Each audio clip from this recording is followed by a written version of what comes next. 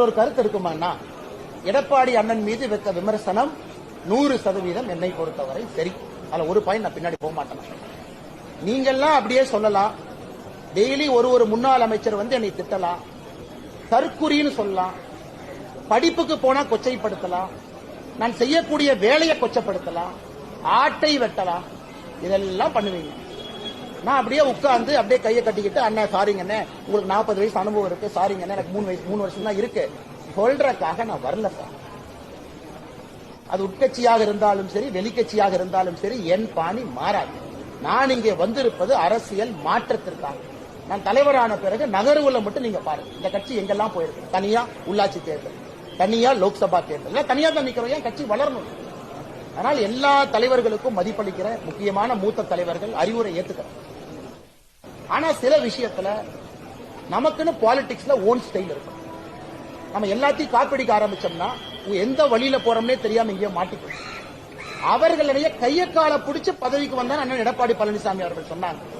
அப்ப இன்னைக்கு பேசக்கூடிய தலைவர்கள் எங்க போனாங்க? அந்த தலைவர்கள் பேசியிருக்கலாமே. கையை காலை பிடித்து வந்தார், அல்லது வேலை செய்யாம உழைக்காம வந்தன. விடிய விடிய படிச்சது எனக்கு தெரியுமா? விடிய விடிய பால் கறந்தது எனக்கு தெரியுமல்ல? விடிய விடிய எங்க அப்பாவோட மம்முட்டி பிடிச்ச கை என்ன காப்பு கச்சிருக்கு பாருங்க, 20 வருஷம் ஆனாலும் அது எனக்கு தெரியுமல்ல? அதனால இது அது கேட்க வரல. பதில் சொன்னா பதிலடி இருக்கும். அப்படித்தான் பத்திரிகை நண்பர்களுக்கு நான் பிஹேவ் பண்ணேன். கேள்வி கேட்டா பதில், எப்பாச்சும் நோ கமெண்ட், சாரி, பிளீஸ். எனக்கு தவிர்க்க தெரியும். அது மக்களை ஏமாத்துற வேலை. என் உள்ளத்தில் இருக்கிறத நான் பேசல, எதுக்கு அரசியல்வாதியா இருக்கும்? Sorry, no comment, next day பாத்துக்கலாம், சாரி நண்பரே. எப்ப நான் பேசியிருக்கேன்? எந்த கேள்வி எதை பற்றி கேட்டாலும் பதில் சொல்றேனே. அது தப்பா சரியா எனக்கு தெரியாது. நான் காலம் தான் முடிவு பண்ணேன். அதனால அண்ணன் எடப்பாடி பழனிசாமி அவர்கள் என்ன பேசுறாங்க? அதிமுகவுடைய அமைச்சர்கள் நீ கையா முய்யோ நேற்று வந்து கும்பிடுறாங்க, உருவமையை தொலாய் எரிக்கிறாங்க. அவங்கள எங்க போனாங்க? இத்தனை ஆபாசமா நீங்க பேசுவீங்க. நான் திரும்ப அதே பாணியில் நான் பேசினா கோவம் வந்துடும். ஏன் கோவம் இருக்கு? சரி, 70 வயசு இருக்கக்கூடியவர் சொல்றாரு அரசியல் அனுபவம் எங்களுக்கு இருக்குன்னு ஜெயக்குமார் என்ன சொல்றாரு. 70 வயசு இருக்கக்கூடிய மனிதர் எடப்பாடி என்ன பேசின பேச்சு சரியா? 39 வயசு அண்ணாமலை விடுங்க, 70 வயசு எடப்பாடி பழனிசாமி அவர்கள் பேசின சரியா? அதுக்கு ஜெயக்குமார் என்ன விளக்கம் கொடுக்கும்? கையக்கால பிடிச்சு ஒரு தேசிய கட்சியினுடைய மாநில தலைவர் எப்படி நான் பிஹேவ் பண்ணிட்டு இருக்கேன்? கையக்கால பிடிச்சு அப்படியே அரசியல் பண்ணிட்டு இருக்கேன். கர்நாடகால பிஜேபி அரசாக இருந்தாலும் உண்ணாவிரதம் நடக்குது. மத்திய பிரதேசனுடைய முதலமைச்சர் பிஜேபியை சார்ந்தாலும் ரிசீவ் பண்ண போறது. தமிழகத்தை முதன்மைப்படுத்தி அரசியல் செய்து கொண்டிருக்கின்றேன் ஒரு தேசிய கட்சி. எதற்கு? தமிழக மக்களுக்கு அந்த அரசியலை விரும்புறாங்க, அதை எதிர்பார்க்கிறாங்க. காங்கிரஸ் போல நாமும் இருக்கக்கூடாதுன்னு நினைக்கிறாங்க.